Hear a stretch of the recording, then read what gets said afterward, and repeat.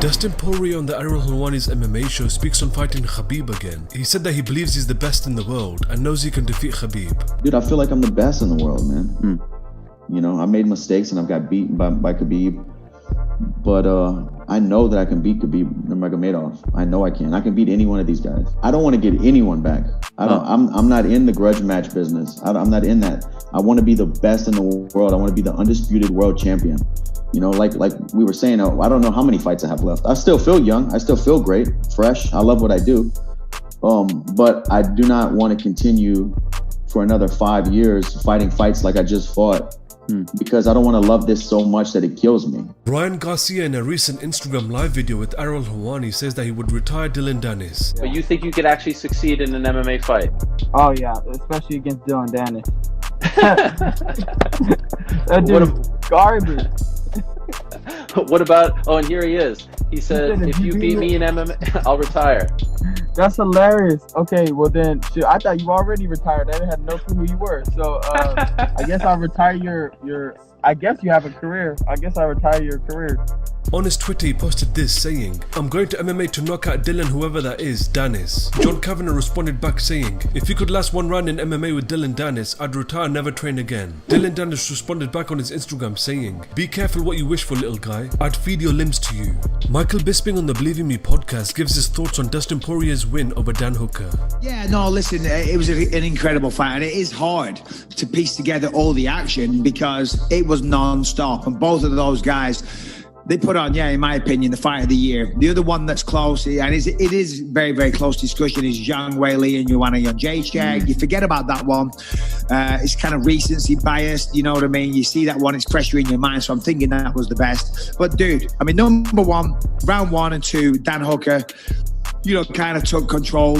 He was using his jab well. He was using those calf kicks well. He was controlling it. And then both guys just looked incredible. I give round 1 and 2 to Hooker, round 3 and 4 to Poirier, and round 5, it was up in the air. Whoever won round 5 was going to win the fight. But me, man, those guys, the amount of shots they took. And I don't know if it's the smaller octagon. I don't know if it's no crowd. I don't know if it was just simply the ferocity of the fight.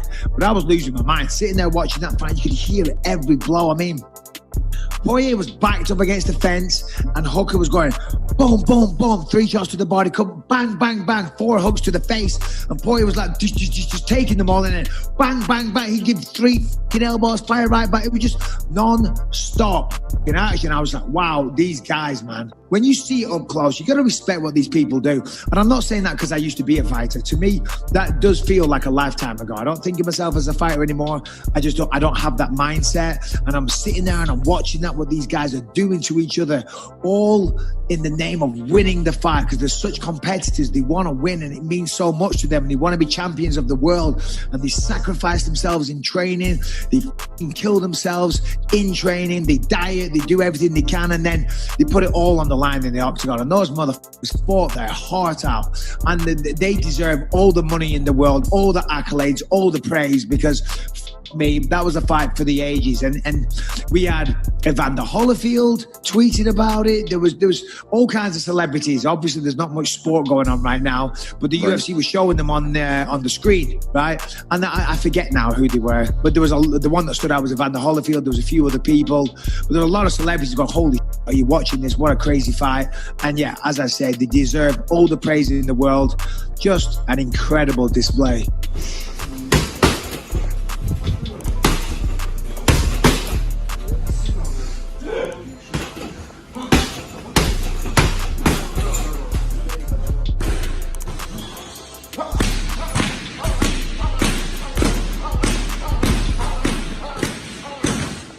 Namajunas on the Ariel Helwani's MMA show speaks on an upcoming fight against Jessica Andrade.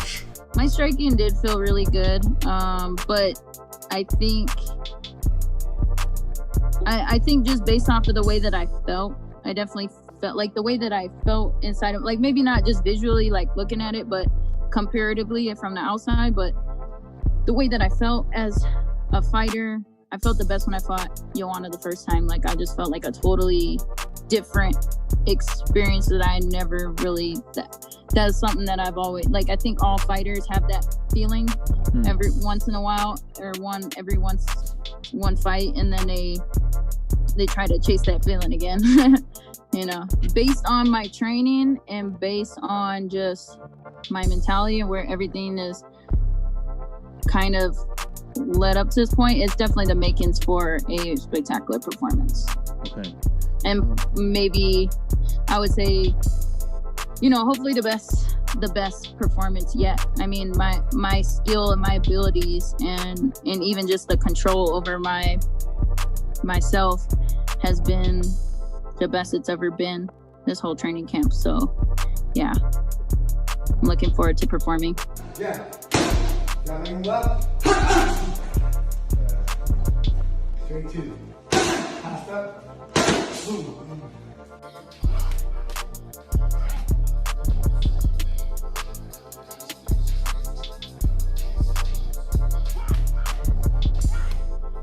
Jairzinho Rozenstruik in a recent interview with MMA Junkie said he would fight Francis Ngannou again.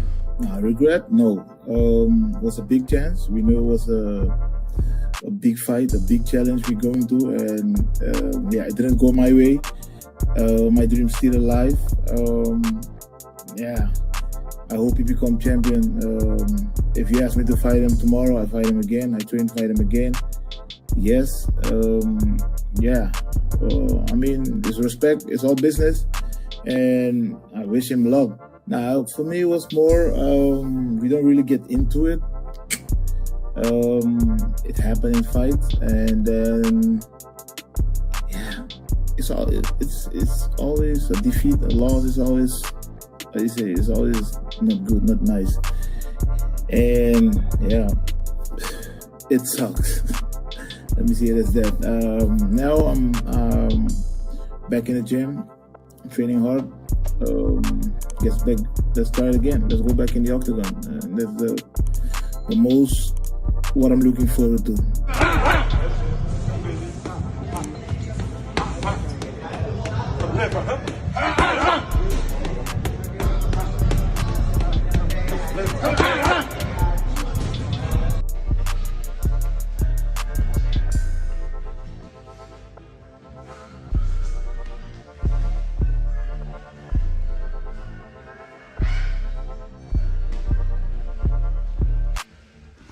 Mark Hunt on a recent Instagram live video says that the UFC forced him to fight Alistair Overeem. Yeah, well, look, we tried to bend this so many times through the situation. When I dropped the lawsuit on the time with the last guy, they forced me to fight. They forced me to fight against the Alistair Overeem. They forced me to fight. I said, I don't want to unless you put the clause in. They said, no, we'll fire you unless you fight this fight. And so I'm like, you fire me for what?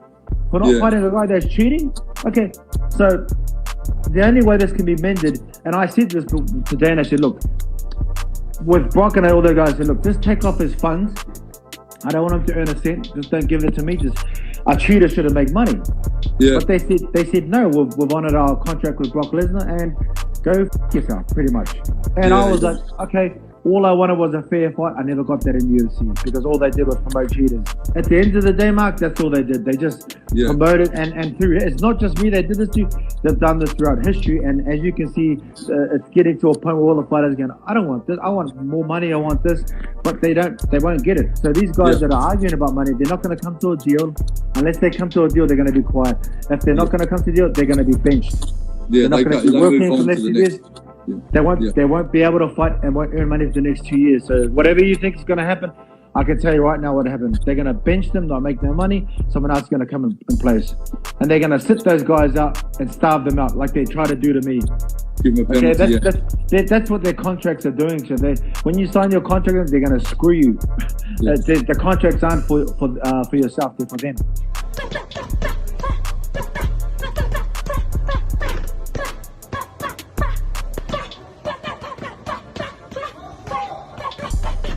My fighter ability goes more than just being in the octagon, and even on a good or bad day, I appreciate everyone sharing this journey with me, and I can't wait to keep continuing. I know this last fight didn't go our way, and a lot of things didn't go our way and haven't gone our way. But if you know me and you know me well enough, I'm always trying to make change for myself and the people around me. So I guess the best is just yet to come.